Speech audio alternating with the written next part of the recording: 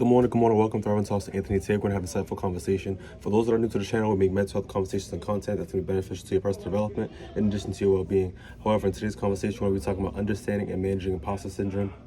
I want to be able to develop a video that's going to be able to help viewers recognize imposter syndrome for what it is, understand what happens, and provide tools to overcoming, self-doubt, right? So that we can be able to embrace our accomplishments with confidence and really, get to where we want to be with that positive mindset. I was also able to develop a video in regards to navigating imposter syndrome in the workplace, so you're able to overcome that self-doubt in that environment. However, overall, let's just dive into this video so we can really break that self-sabotage of that self-doubt, so we're able to embrace ourselves, our confidence, our abilities, our accomplishments, and the little things, so that we can get to the, look at the big picture and the bigger things in life as well. So let's dive into our introduction in regards to that. You're not a fraud, you're a human, right? So I want you guys to think about, have you ever felt like you were kind of like self-sabotaging and you felt like you didn't deserve, your success?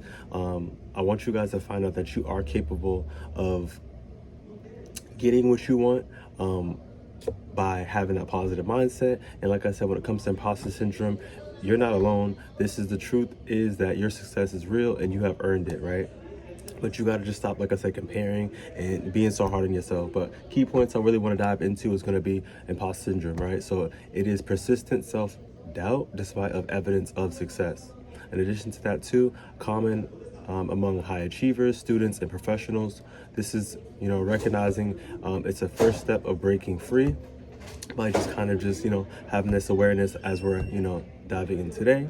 When it comes to some research insights, 70% of people experience imposter syndrome feelings at some point in their lives. So I really want you guys to take into consideration, you're not the only one. This is a commonality amongst a lot of human beings, a lot of people, just based off of different factors and, how we think and how we internalize things amongst ourselves. Next segment I want to dive into is going to be why we feel like imposters, right? So, fear of failure and perfectionism fuels self-doubt. So for those out there that always like high achievers, that they want to do well, you're persistent, you're consistent, you're always trying to, provide that best service. Sometimes these things do occur.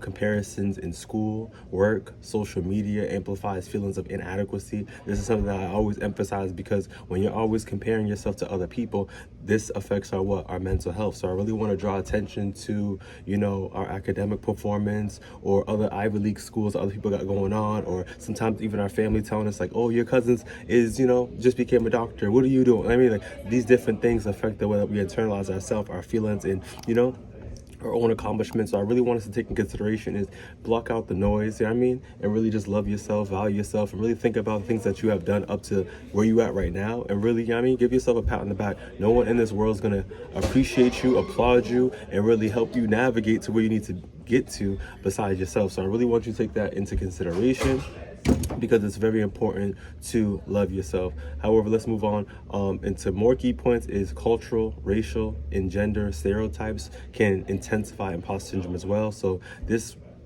really does impact us